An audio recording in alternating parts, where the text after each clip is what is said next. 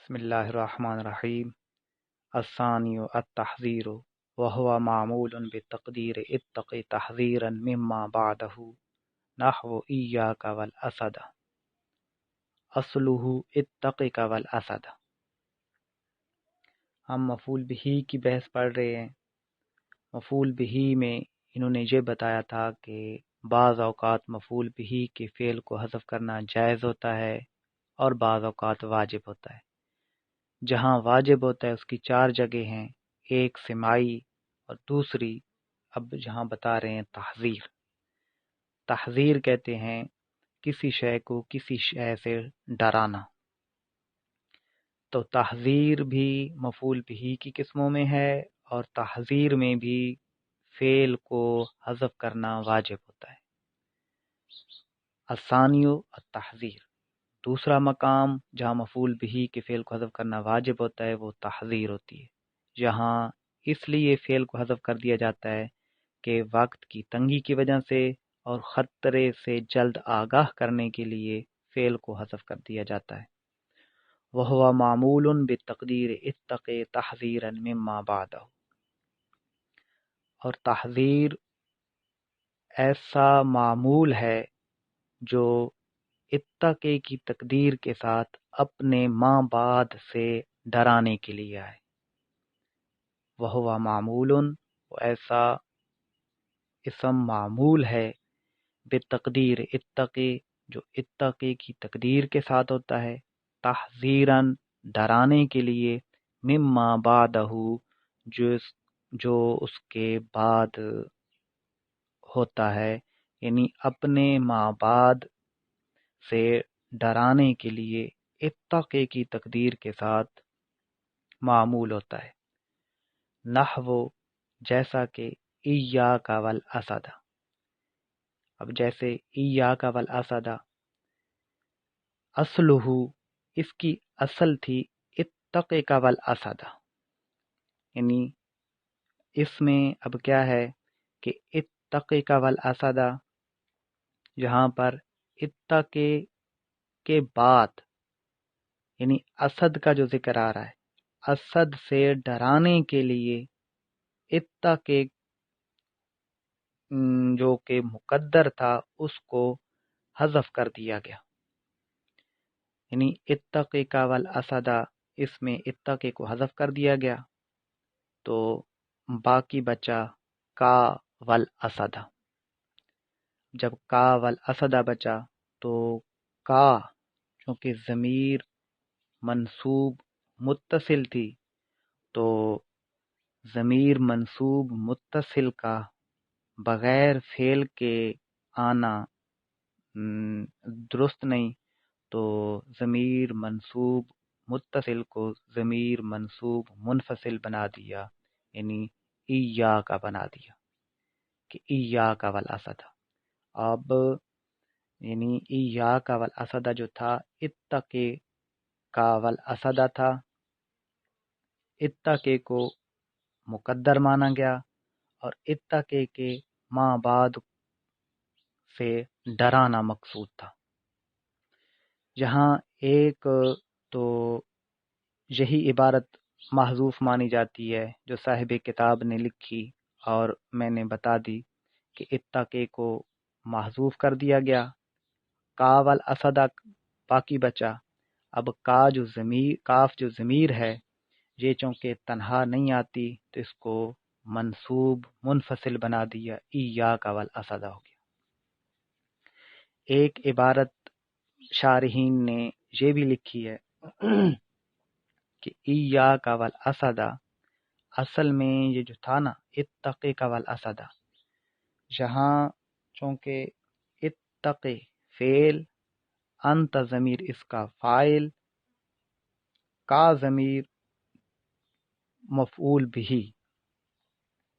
اب فاعل اور مفعول بہ کی ضمیر جو ہے یہ اکٹھی آ رہی ہے اور ان کا مصداق ایک ہی ہو رہا ہے، بن رہا ہے۔ تو جہاں قاعدہ یہ ہے کہ جہاں فاعل اور مفعول کی ضمیر ایک ہی فعل کے ساتھ متصل آ رہی ہوں اور ان کا مصداق ایک ہی ہو تو افعال قلوب کے علاوہ یہ جائز نہیں ہے۔ افعال قلوب میں جائز ہے، افعال قلوب میں جائز، افعال قلوب کے علاوہ میں جائز نہیں ہے۔ اور اتقی فعل جو ہے یہ افعال قلوب نہیں ہے۔ تو یہاں اتقی کا ضابطے کے مطابق درست نہیں تھا، تو اتقی نفسک والاسد اصل میں یہ عبارت بن رہی ہے۔ اتقی، اب چونکہ انتا اور کا کی ضمیر، کاف کی جو ضمیر ہے یہ اکٹھی نہیں ہو سکتی، تو نفسا کو ذکر کرنا چاہیے، اور نفسا کو کاف ضمیر کی طرف مضاف لانا چاہیے، ضابطہ یہی ہے، تو بنا دیا اتقی نفسک والاسد۔ اب چونکہ یہ مقام تحذیر ہے تو مقام تحذیر میں فعل کو حذف کر دیا جاتا ہے، اتقی کو حذف کر دیا گیا تو نفسک والاسد بن گیا۔ جب نفسک والاسد رہا تو اب نفسا کے لانے کی ضرورت نہیں تھی، اس لیے کہ جس وجہ سے نفسا کو ہم لائے تھے وہ فعل بھی حذف کر دیا گیا، ضمیر بھی حذف کر دی گئی، تو جب فعل اور ضمیر دونوں کو حذف کر دیا گیا تو ساتھ نفسا کو بھی حذف کر دیا گیا، کا والاسد ہو گیا۔ جب کا والاسد ہو گیا تو کاف ضمیر منصوب متصل بغیر فعل کے نہیں آ سکتی، تو اس کو منصوب منفصل بنا دیا، ایاک والاسد ہو گیا۔ یعنی ایک تقدیری عبارت یوں مانی جاتی ہے، اور اگر یوں مانی جائے یعنی اتقی نفسک والاسد، تو پھر حذف اس طرح ہوگا جو میں نے بتا دیا۔ تیسری بھی ایک عبارت مقدر یوں مانی جاتی ہے، وہ یہ کہ اتقی نفسک عن الاسد واتقی الاسد عن نفسک، یعنی یہ عبارت بھی مانی جاتی ہے۔ اب اس صورت میں دونوں جملوں سے جار مجرور حذف کر دیا گیا، پھر اتقی فعل کو حذف کر دیا گیا، پھر نفس کو بھی حذف کر دیا گیا، اور جب ان سب چیزوں کو حذف کر دیا گیا تو کاف ضمیر رہ گئی، یعنی جب جار مجرور کو حذف کر دیا گیا، دونوں جملوں سے جملہ تھا اتقی نفسک عن الاسد واتقی الاسد عن نفسک، دونوں جملوں سے جار مجرور کو حذف کر دیا گیا تو بچا اتقی نفسک واتقی الاسد۔ پھر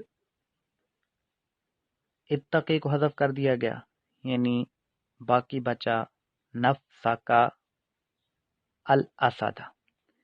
اب نفسا جس وجہ سے لائے تھے جو پہلے میں نے بتا دیا تھا، تو وہ وجہ نہ رہی تو نفسا کو بھی حذف کر دیا گیا، کا والاسد باقی رہا۔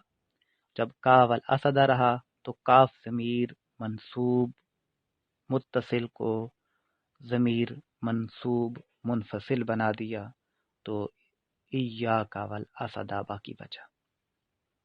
تو بہرحال صاحب ہدایت النحو نے جو اصل اس کی لکھی اتقی کا والاسد لکھی، اب اتقی کا والاسد میں اتقی کو حذف کر دیا کیونکہ تحذیر میں فعل کو حذف کرنا واجب ہوتا ہے، کا والاسد باقی رہا۔ جب کا والاسد باقی رہا تو کاف ضمیر منصوب متصل اتصال کا تقاضا کرتی ہے، تو جہاں اتصال نہیں ہو رہا تھا تو کاف ضمیر کو منصوب منفصل بنا دیا، یعنی ایاک والاسد کہہ دیا۔ وذکر المحذر منہ مکررا نحو الطریقہ الطریقہ، تحذیر کی دوسری صورت یہ بتا رہے ہیں اب، یعنی پہلی صورت تو یہ بتائی کہ اس میں اتقی مقدر ہوتا ہے، اور اتقی یعنی تو بچ، یہ اپنے ماں بعد سے ڈرانے کے لیے آتا ہے۔ دوسری صورت تحذیر کی یہ کہ ذکر المحذر منہ، کہ محذر منہ کو ذکر کیا جاتا ہے مکررن تکرار کے ساتھ۔ محذر منہ جس چیز سے ڈرایا جائے اس کو محذر منہ کہتے ہیں، اور محذر ڈرانے والے کو کہتے ہیں، محذر جس کو ڈرایا جائے اس کو محذر کہتے ہیں، اور محذر منہ جس چیز سے ڈرایا جائے اس کو محذر منہ کہتے ہیں۔ اب تحذیر کی دوسری صورت یہ کہ محذر منہ جس چیز سے ڈرایا جا رہا ہے، محذر منہ کو تکرار کے ساتھ ذکر کر دیا جاتا ہے، اور اس میں بھی اتقِ مقدر ہوتا ہے، نحو الطریقہ الطریقہ، یعنی کوئی شخص کسی رستے سے اگر ڈرا رہا ہو تو وہ محذر منہ کو یعنی الطریقہ الطریقہ بار بار کہہ دیا، تکرار کے ساتھ کہہ دیا۔ اتقے کو جہاں بھی مقدر مانا جاتا ہے، یعنی اصل عبارت تھی اتق الطریق، اتق الطریقہ یعنی رستے سے بچو، جس طرح ہم اردو میں بھی استعمال کرتے ہیں کہ سانپ سانپ، یعنی محذر منہ جس چیز سے ڈرانا مقصود ہے اس کا تکرار کے ساتھ ذکر کر دیا جاتا ہے، اور اتقے کو محذوف مانا جاتا ہے۔ تو جہاں پر مفعول بہ کے فعل کو حذف کرنا واجب ہوتا ہے اس کا دوسرا مقام تحذیر ہے، اور یہ جو تحذیر ہوتی ہے یہ اتقے کی تقدیر کے ساتھ معمول ہوتی ہے، اور وہاں پر جو پہلی صورت یہ ہے کہ اتقے مقدر ہوتا ہے اور اپنے ماں بعد سے ڈرانے کے لیے آ رہا ہوتا ہے، یا پھر تحذیر کی دوسری صورت یہ ہے کہ محذر منہ کو تکرار کے ساتھ ذکر کیا جاتا ہے، الطریقہ الطریقہ۔ جب الطریقہ الطریقہ کہا جاتا ہے تو اس میں دوسرا جو طریقہ ہوتا ہے، دوسرا جو طریق کو ذکر کیا گیا یہ بطور تاکید کے بھی استعمال ہو رہا ہوتا ہے۔ تو یہاں بھی اتقے مقدر ہے لیکن محذر منہ کو تکرار کے ساتھ ذکر کیا گیا، اور یہاں یہ الطریقہ الطریقہ بھی مفعول بہ بن رہا ہے، اس میں بھی اتقے مقدر ہے۔ واللہ اعلم بحقیقت القدر۔